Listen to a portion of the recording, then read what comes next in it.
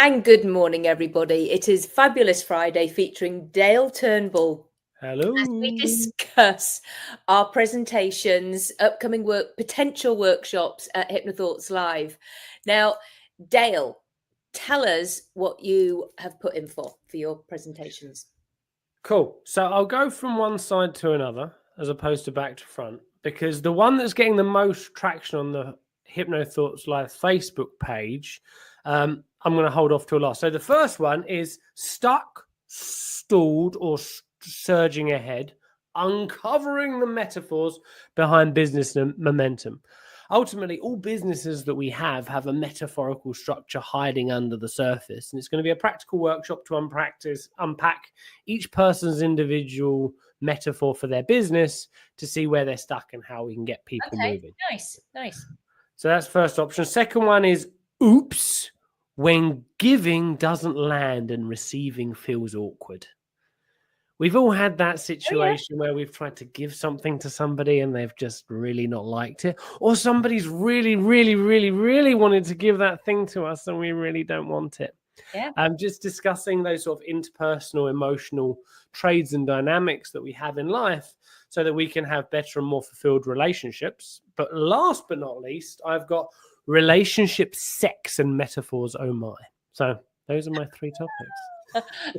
And what's happened? What have people? I saw that poll, and then I sort of like, I don't know, something else happened. So relationship, sex, and metaphors. Oh my is currently on 83%. Unfortunately, not 69. But like you put sex in something, it sells, right? Well, apparently so. There you go. That's what they say. I should do better. Well, the bunny talk process. There's like Yes, well, they're for a different audience. They're at it all the time. Exactly. Are you struggling with being too rampant? My big purple bunny goes down a storm. That could be interesting. Like you could look at people with those sort of rampant quote unquote challenges and do like a whole like study on it. So see what people with that. I could even welcome people to my burrow. There you go.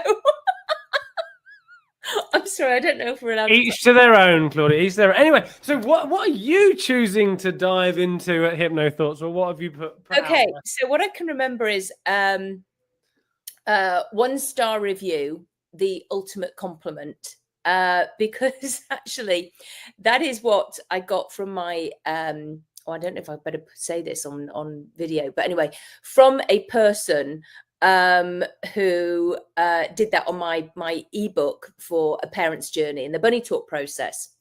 I got a 1-star review, and actually I sold more books because of it, because people wanted to know, well, what on earth did I write? Because they then said, well, this is me, this is who I am, blah, blah, blah.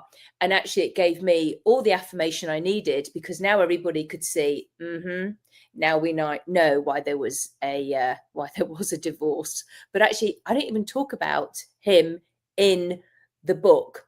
He's not even mentioned. It's not about him. It was about parents. So now I've said it really, haven't I? So it's about parents and what they can do for their children. And obviously then it's got the shadow puppets in there. And it's all for parents. I wrote it. It's really short, sweet, to the point.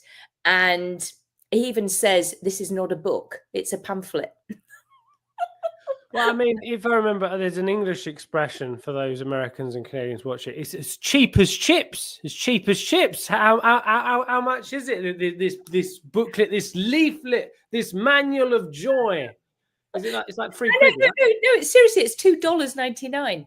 I mean, I put it out there because it's for parents. That was how it all started, and that was what I spoke about first of all at Hypnothoughts, and then people were telling me, "Oh, you're going to make it into a course?" The whole bunny talk, because I did do this diagram about emotional intelligence. One of them, anyway. I know you've seen them, the diagrams. And they said, "You're going to make this into a course." So I did. And I've added how I work with children. And then, of course, I piloted the whole course to 12 therapists. So I'm hoping I actually get a workshop as well, pre or post at Hypnothoughts. So I put that in there because it is very hands-on, and that was how I train it. Really, it is a very hands-on workshop. Now, I can't remember my second talk that I put in. I only did put. Is it amnesia and how to remember? I don't know, but I don't know. I can't remember. I can't remember. And I know. And the embarrassing thing is that I'm now thinking, because actually I do workshops as well on living with dementia. So I don't know if I don't think it was that one. Can we just Are you living with dementia? Forget know. about it. Forget about it. I'm just got a lot going on, and I can't remember. That's a good tagline: living with dementia. Forget about it. A workshop on how to help. Anyway. Well, I do. I normally do it called Navigating Dementia with Dignity. There you go. Nice. I try and be as dignified as I possibly can while I try and remember what my second talk was. I don't know. Anyway, I think it would have somehow led back to the bunny talk process within it. I'm not sure. Cool. And you're going to be hoping to deliver the bunny talk process, right? That's I will actually. Yeah, I will be doing that if I get chosen to speak. I am actually going to showcase it because I put in for a 2-hour one for that. So it's talking about the book. It'll be talking about how that came about and actually how important it is not to get to stop, to get stuck and think, oh no, I can't move forward if I get a bad review. Actually, just see it as the ultimate compliment, and it means that there's always says there's something more going on about the other person than yourself. I will be doing the bunny talk on somebody because that's what people want to see, and then everybody will experience it themselves as well because they can, and I can do it in group as well. And that's what I like to train, that it's like, come on, let's clear all these horrible things that are going on for us and put it in the right place in our brain where it no longer upsets us. Yeah. This is true. You got any other interesting things coming up before Hypno Thoughts? Yeah. I'm going to England. I think you're going to the UK Hypnosis Conference. Yes, in a week and a half's time, I shall be at the London. It's going to be interesting. There's definitely a very different flavour from a British person, just looking at the marketing and the structure of the UK Hypnosis Convention compared to some of the American conferences. So I'm really intrigued to see how it is different and how it differentiates. Yeah, I'm unfortunately not going to it. I'll go to it next year. And I'm actually going to England. And Bob Burns, we're doing a one-day workshop together of the bunny talk process, and because I'll be doing all the real practical bits of that, and Bob is adding his swan into it. Have you thought about? I'm just thinking marketing, like, because you just do shadow puppets. You have the bunny on one side, the swan on the other. Yeah, that's right. And it's so I mean it's pretty cool actually. And most people, and what's funny, Dale, is that most people always thought that the bunny talk process was actually the swan. They just thought it was another idiomotor thing, and it's just not. It's completely different. So that's why they can come together and sort of like support each other through play with children. So it's going to be it will be a very interactive and no doubt fun workshop. Yeah. So exciting times. When's that happening? 3rd of January, Southampton. Just near. Are you in England over the Christmas period, or are you like flying straight after? No, I'm going over. I'm actually flying Christmas Day to get to England in time for a friend's wedding on the 27th of December. Who gets married between Christmas and New Year? Yeah, my friend. So I'm over there. So I'll be with other friends for New Year, and I will be and then I'll be staying. So you get to rave it up. Do like an English New Year. I know. Probably. Well, I don't mean that in America, because I'm sure a lot of Americans do it really well. A lot of people in America, they go to bed really early. Well, they do in North Carolina. I mean, relaxed in North Carolina. It's pretty chill place to be. Yeah, it is. It's like, but I do know. I was talking to somebody who's coming over to London. They've just decided to come over for their hypnosis convention, and they were talking about how shall I dress up, what shall I wear, and I'm like, we're a lot less conservative in the UK compared to the States, especially when it comes to like our generation when we used to go out and have a good time. I think things have changed a lot since, but who knows? Who knows? It'll be a whole new world. I know. I tell you, the Irish one, and I'm going to miss that this year as well, because I'm going to Copenhagen in March, and then I'm training trainers at the Bunny Talk in Spain in March. Now, have you been to the Irish Hypnosis conference? Oh, I have not yet. Okay, so I'm going to miss it this year, but I'll probably go the following year, because that was like really good fun. Really good fun. It was excellent. And I really enjoyed it. And I've just seen you at the Chicago one. Good fun. I thought that was excellent. I really enjoyed it. You know, it was. I mean, the whole thing is always when our family of hypnotists, we all get together. It's just so jolly. You know, I don't know. There's just something about it. It's just so good to hug people and I think the energy wherever there is amongst our group of people is just huge, and everybody's got a smile on their face. Well, it's understandable. I think I read a statistic the other day that 1 in every 3 hypnotists is a hippie. So needless to say, there's a disproportionate amount of woo-woo that is like concentrated within a specific location. So 100% makes sense. It does, absolutely. Yeah. So no, it was. I loved it, and I loved it. I thought it was a great conference, and no doubt next year, you know, it'll be again even bigger and better. So I you know, kudos to Joe and Rich. Yeah, they did a really good job. It was really good fun. Yeah, they did, and so. Hypnothoughts is always the one that people, you know, sort of like, because they come again from everywhere, great big names in our industry, and it's always exciting. So yeah, I'm looking forward to that. So fingers crossed, it goes well with being chosen, and if not, do you know what? Put a smile on my face. It's still going to be good fun. We dust ourselves down and go, okay, what's next?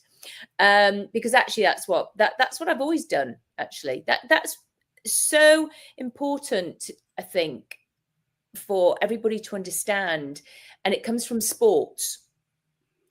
Because did you play sports? What sport did you play? I mean, my favourite sport, I'd say, was badminton. So a little bit outside the standard, but yeah. Oh yeah. You didn't play football with a round ball. I mean, I was a little bit rubbish. I was in goal or defence. So yeah, badminton, athletics was quite cool. But yeah, as I've matured, I like a good bit of billiards or pool. But yeah, okay. I was never the biggest team sport kind of chap, you know. Well, the thing is that with sport, and this is why I do think sport is really important for kids, is because they actually have to understand that they don't sit and moan about a disappointment. Because you were in goal, okay, so it's not like your teammates think oh, and they sit there for ages moaning. All right, it was literally you had to pluck the ball out of the net. Because I don't know how good you were, but anyway.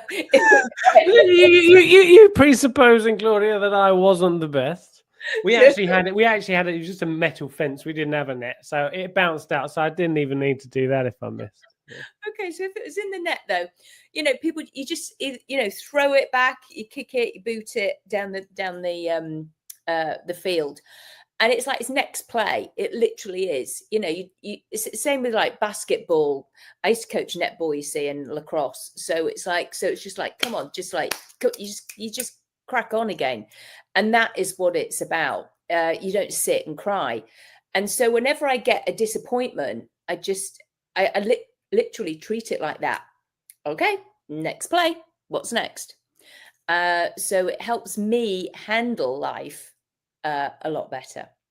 How do you like that for a metaphor? That's very nice. Well, also, if you think about netball, right? Because I've always found it weird. Like basketball, you bounce it, netball, you catch it and you can't move. Like, but what's interesting is you stop and then you got to get rid of it. You can't just hold on to it. And ultimately, with the stuff you do, it's okay, cool. I've got this thing. Shoop, pass it on. Don't need to deal with it anymore. And then you can change your position. That's right. And only 2 people can shoot. And you have to work as a real team in order to go from there to there to there to there. And I used to love the flow of that. And yeah, I was quite competitive. We won the cup every time. I was just thinking, could you incorporate the idea of netball, pass the parcel, and bunny talk into a workshop? I think that could be fun. Oh, you'd be surprised what I've been coming up with. including a game, pin the tail on the bunny, but it won't be a big pin on my backside. It won't be a live model. It will actually be like a picture on the wall. Yeah, because do you remember doing that when you were a child? Pin the tail on the donkey. Yeah. So yeah, I thought that could be quite fun.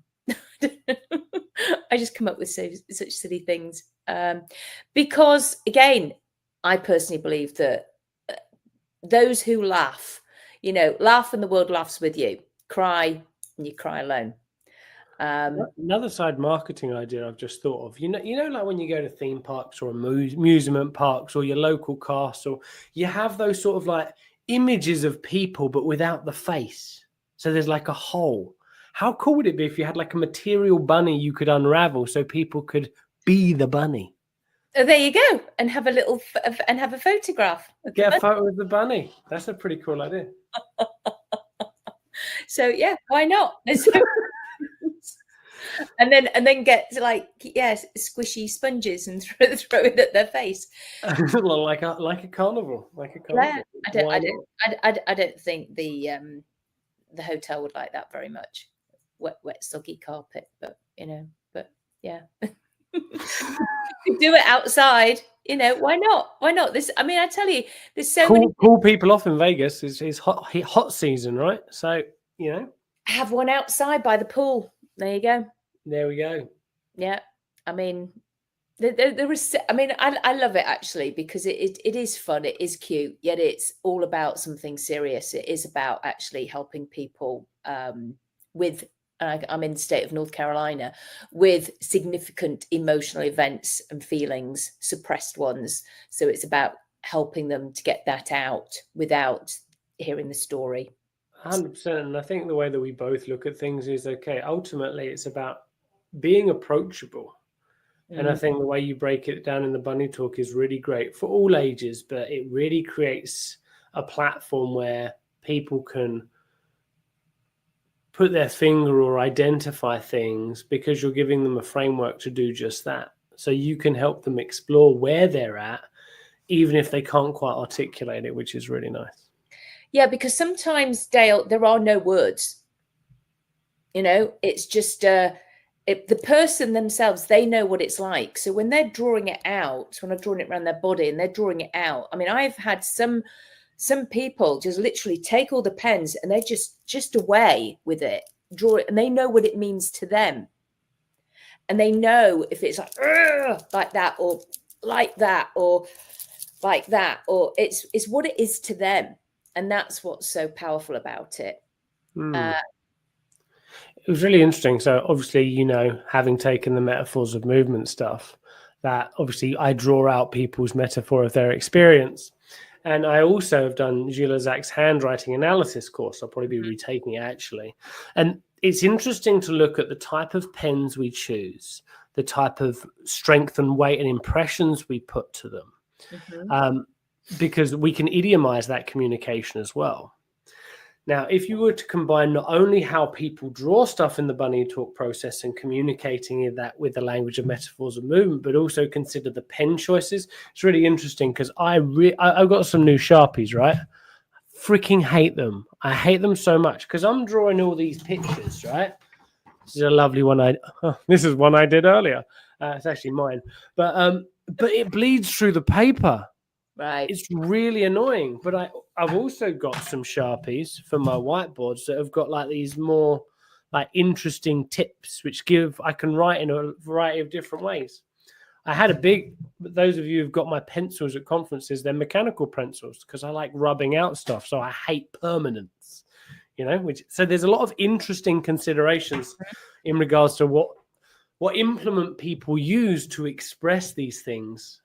Opens the door to something else as well. No, you're right, because actually I've got chalk as well.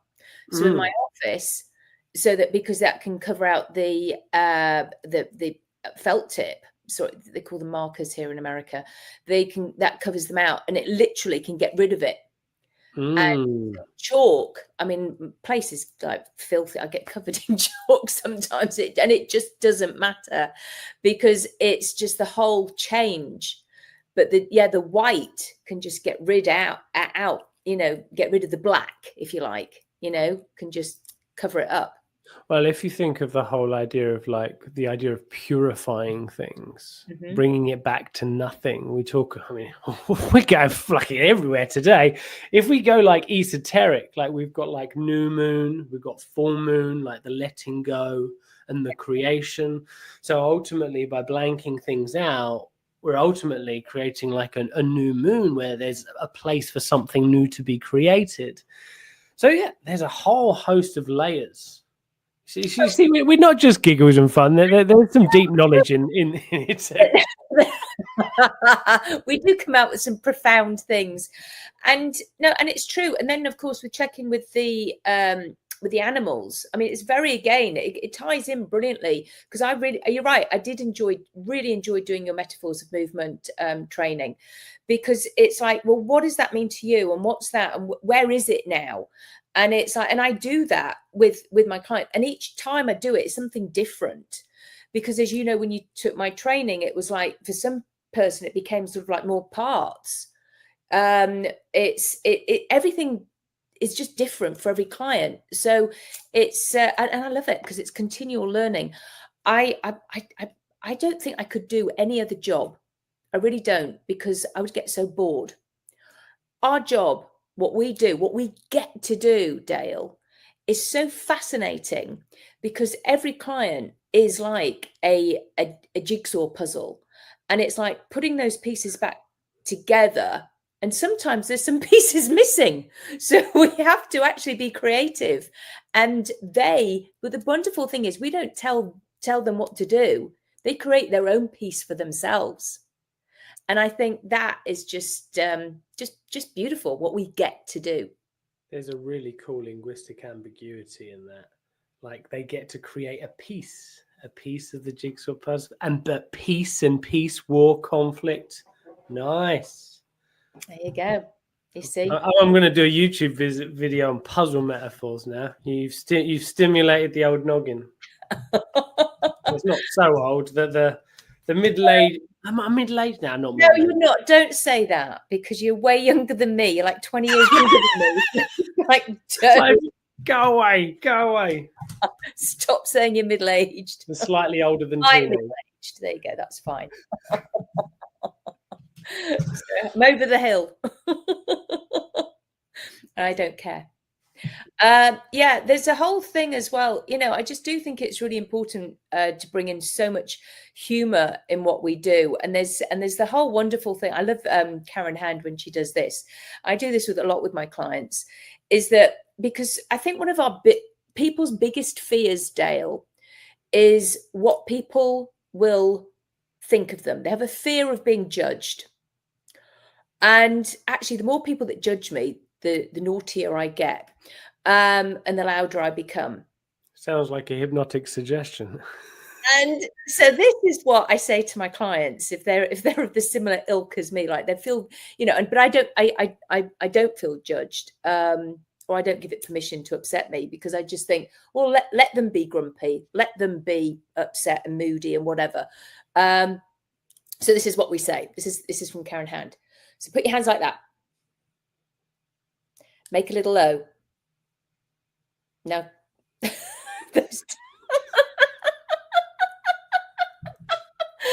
it's just, you see, and it's so funny because when I do this with my clients, because of my rings and everything, they're looking at my rings and they're like thinking, oh, she's going to do something really spiritual here. And then I just don't. And it's really naughty, but it causes such a laugh. And of course, we know that just like literally will clear a horrible feeling inside. So yeah, it's actually quite good fun working with me. As Tony Robbins says, change your state, change your life. Yeah. Well, there you go. It's true. There we go. And we get to do this. So what a blessing. You know, I just feel so grateful. I really do. And yeah, I must admit, I do. I love to share it. Love to share what we do. And as you know, there's always lots of laughs on the Bunny Talk training. There is on yours as well. There's she can't help it. Exactly. Ultimately, life is a bit ridiculous. Yeah. So anyway, we've talked far too much. Everybody, thank you for watching, and see you again soon, no doubt. So take care. Have a wonderful day. It's goodbye from me, Claudia Rickard, and it's goodbye from Dale. Ciao, ciao.